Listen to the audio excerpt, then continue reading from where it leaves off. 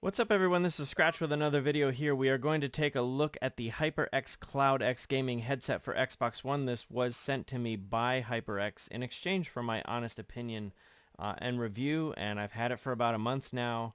Due to some unforeseen things, death in the family and that sort of stuff, I was not able to get the video out quite as quickly as I wanted to, but in retrospect, I think it actually worked out good because I had an opportunity to use it for about a month, and I did use it for the entire month actually.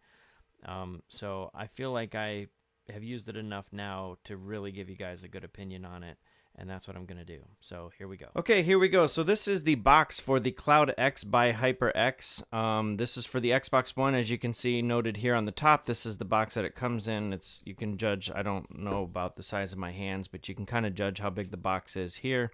And then it just kind of shows you what it has here. It tells you that it works with Xbox Elite controllers as well as Xbox One controllers. If you have a 3.5mm headset jack, which all the new ones do. And then you also have some cords and stuff for PC. And it just kind of shows you in here. So I'm just going to do a little bit of an unboxing. Now I have already opened this because of course I've been using it, but I put it all back together just to kind of give you guys an idea of what it's like when it comes to you. So let's get this open. So just slide this up off the top, and I was smart enough to cut all of the stickers before I started, and then this is the hard part.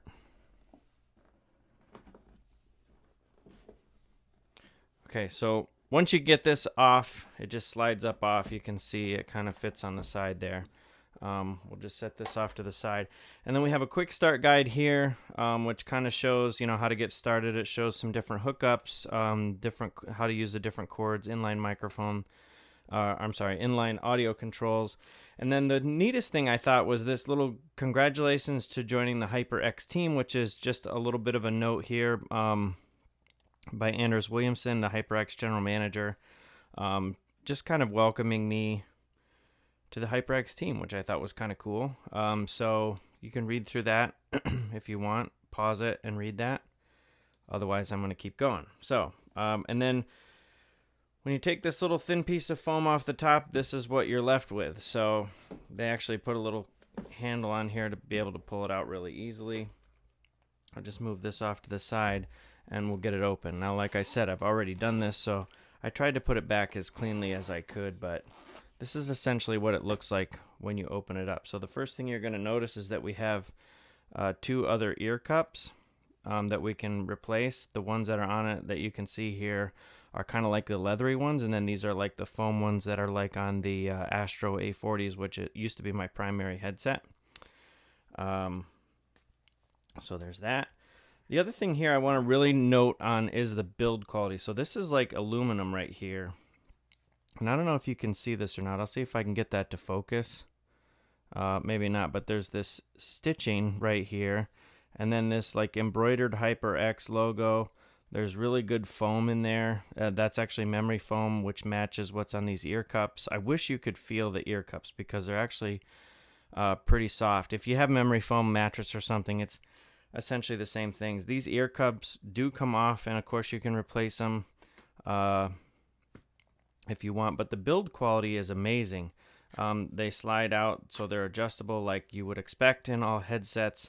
And if you wanted to just use these as a pair of headphones, that would be perfect.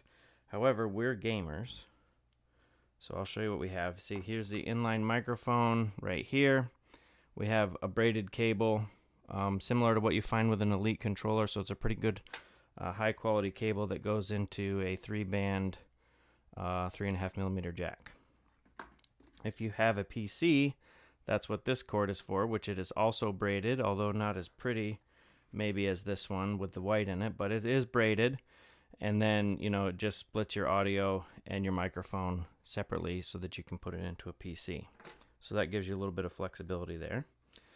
The other thing, and the one thing I don't like, is that this piece right here, I feel like I'm going to lose it. I'm trying to be careful. Okay. So that is just a cover so that we can take the microphone and plug in here. But before I do that, I just want to show you the microphone. The thing I like about it is the focus. This is my first time doing this, so it's kind of tough. Okay, so the focus here, you can see on the It has like a metal, really flexible microphone. And that is probably one of the most flexible microphones that I have used in all of the headsets I've ever reviewed. And I absolutely love it. You can get it set perfectly away from your face where you want it. That's a big advantage compared to some of the other ones that I've used, is the ability to move this microphone exactly where you want that to be, rather than like on a piece of plastic that's like a beam. So I really liked this feature. And then you can put it in here just like so. I'm trying to do it through the camera.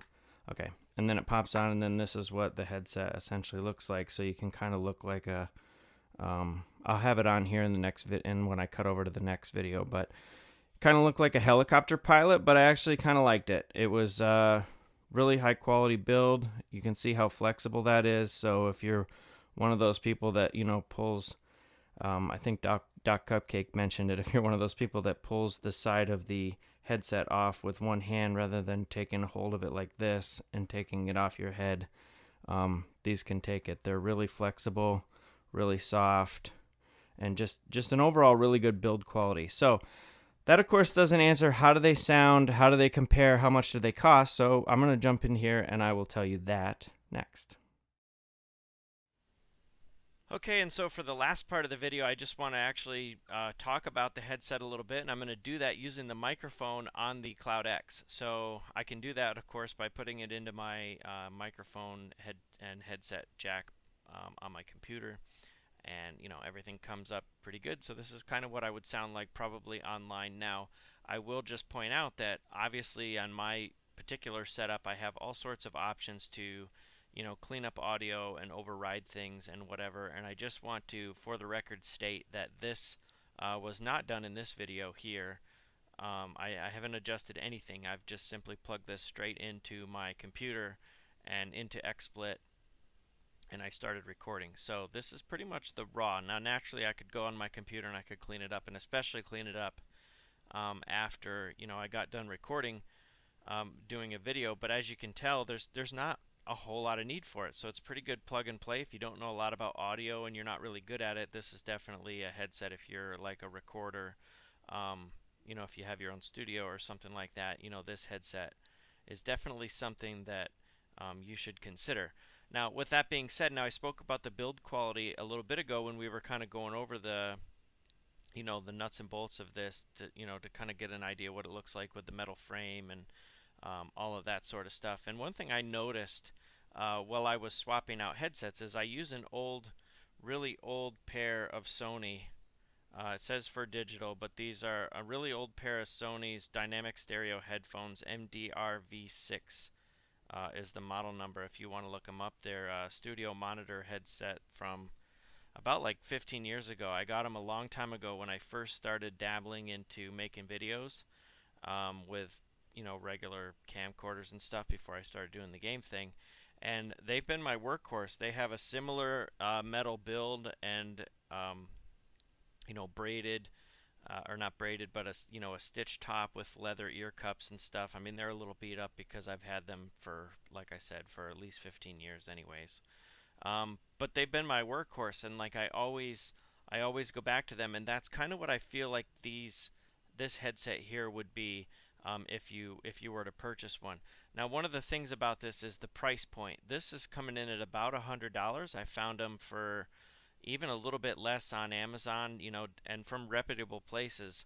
But $100 is pretty good. Now, I think that some of the things that you don't get, I know that some people might be a little bit turned off by, maybe the looks. Like I do maybe kind of look like I'm, broadcasting, like a sporting event or something like that. I mean, it's a little bit of a step away from the, what gamers are used to seeing on another gamer's head, like in the Astros or something like that, where the headset kind of stands out a little bit more. And these are just, they're a little bit more basic, but one of the other things that you don't get is like the customization that you have, like with, because I use the A40s, that's why I'm comparing with Astro, but this also goes with the other ones as well. You don't have some of the customizations to get like, different, ear cups or something like that. But one of the things that I think is significant about these is the $50, 50 to 60, or maybe even $100 cheaper price tag. And then not only that, but you get the two different ear pads with it. If you prefer the soft suede furry ones versus the leather ones. And then of course, the braided cable, super high quality cable, and then of course the extra cable that you can use to hook into your computer, the hard shell carrying case, the microphone build quality, and then with the ability to like adjust it wherever you want. Like, so there's a little bit of a trade-off there because you don't have that stuff with some of the higher end.